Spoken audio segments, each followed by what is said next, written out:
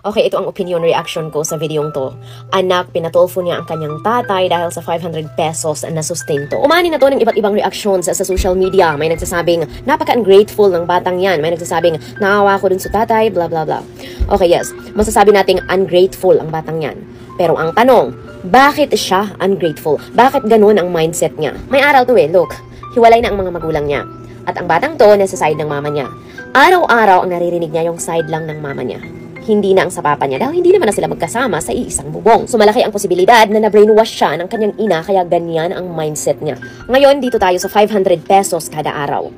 Sa totoo lang, ang 500 pesos ngayon, napakaliit kung doon na lahat kukunin. No, pagkain, projects sa school, at kung ano-ano pa.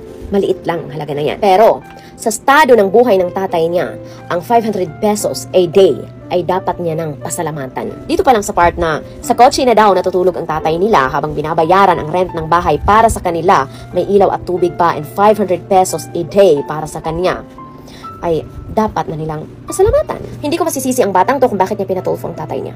Kasi may nagtulak sa kanya para gawin yon. Dahil kung may nanay yon na magpapaintindi sa kanya na anak, kailangan natin intindihin na yun lang ang kaya ng tatay mo dahil matanda na rin naman na yan at mabuti nga nagbibigay binabayaran pa yung rent.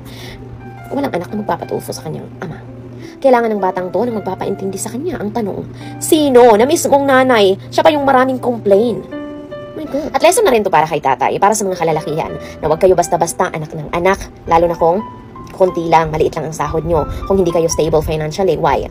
Dahil hindi lahat ng babae, hindi lahat ng asawa ay makikipagtulungan. Dahil yung iba, demand na lang ng demand. Yung iba, walang paki kahit maganda ka kuba-kuba ka sa trabaho.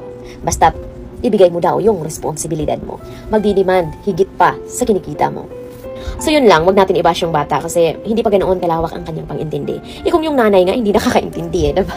So ipag-pray na lang natin na mas maintindihan ng bata yung tatay niya at magkaroon ng siya ng paki na yung tatay niya, patanda na rin ng patanda. Kailangan na ng malasakit mula sa kanyang pamilya. Yun lang, bye!